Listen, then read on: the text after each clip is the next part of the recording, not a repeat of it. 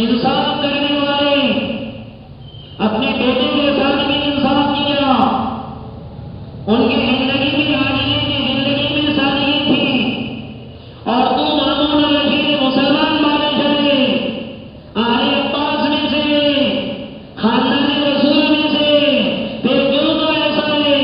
تو مامون الرشید کہنے لگا ان کے جو وزیر تھے، ان کی جو رعایا تھی، وہ ابو ہریرہ تھی، عبداللہ بن عمر تھے، اور سعد تھے، سعید تھے، یہ بڑے بڑے صحابہ، ان کی رعایا ایسی اللہ والی تھی تو اللہ نے ویسا ان پر مقرر کیا تھا۔ میری رعایا تمہارے جیسے بدماش ہے، اس لیے میں بدماش تم پر مقرر ہوا۔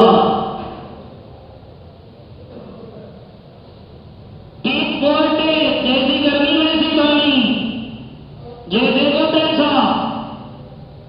ہماری ظلم کی رگیں گھر سے مضبوط ہوتی ہے، اور آج باپ پہ ظلم کر رہے ہیں، باپ بچوں پہ ظلم کر رہا ہے، بیٹی ماں پہ، ماں بیٹی پہ، شوہر بیوی کے حق ادا نہیں کر رہا، بیوی شوہر کی اطاعت نہیں کر رہی،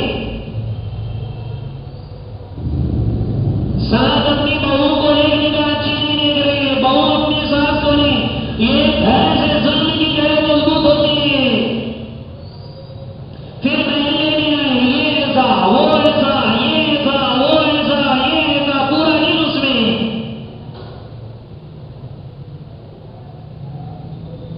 جس کو جو ذمہ داری دی گئی ہے، وہ ذمہ داری میں بددیانتی، یہ ظلم ہے، یہ سیڑھیاں ہیں ظلم کی، زنجیریں۔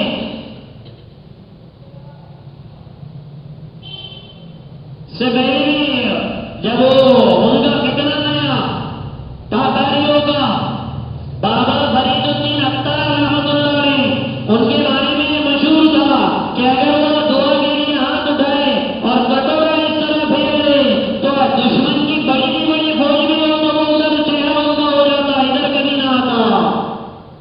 جب تاتاریوں کا ظلم پڑا، ان سے کہا کہ حضرت دعا فرمائیے، یہ نکلے باہر، ہاتھ اٹھایا، کٹورا اس طرح کرنے لگا ہے تو غیب سے آواز آئی، کٹورا نیچے لگنے ورنہ سب سے پہلے تجھے قتل کیا جائے گا۔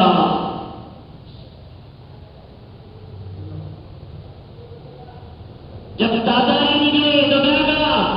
ان کے پیچھے وارشی میں لکھا ہے، ان کے پیچھے فرشتوں کی مدد تھی۔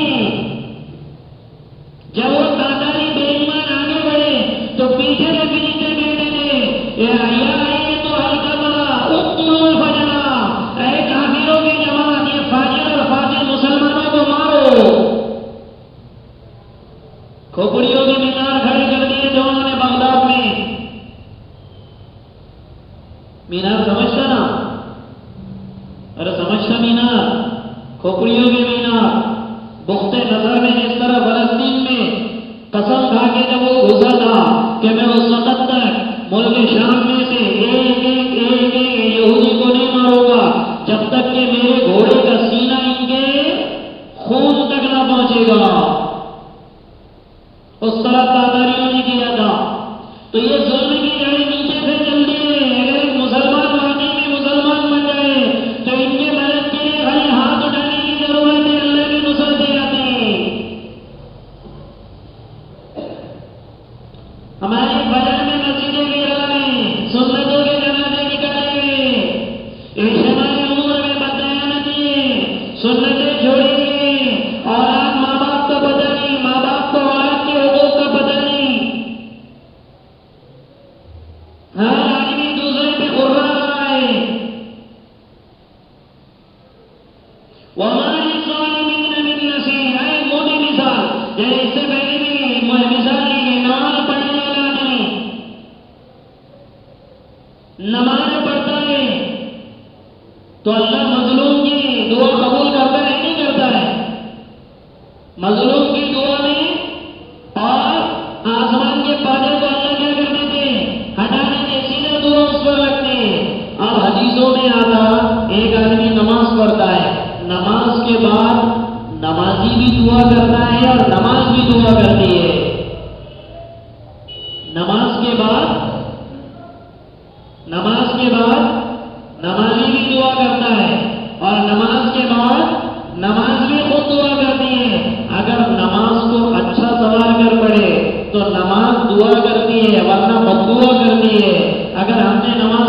جا کر پڑھا، ہم کہہ رہے اے اللہ معاف کر رہے، اے اللہ کافروں کو ہلاک کر دے، انہیں ایسا کر دے، انہیں ایسا کر دے، میرے کام بنا دے.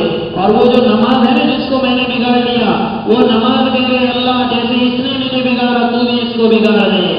تو ہم ظالم بن گئے، نماز مظلوم بن گئی، اللہ دعا کس کی قبول کرے گا؟ سمجھ میں آ رہی بات؟ تو ظلم کی جڑیں ایسی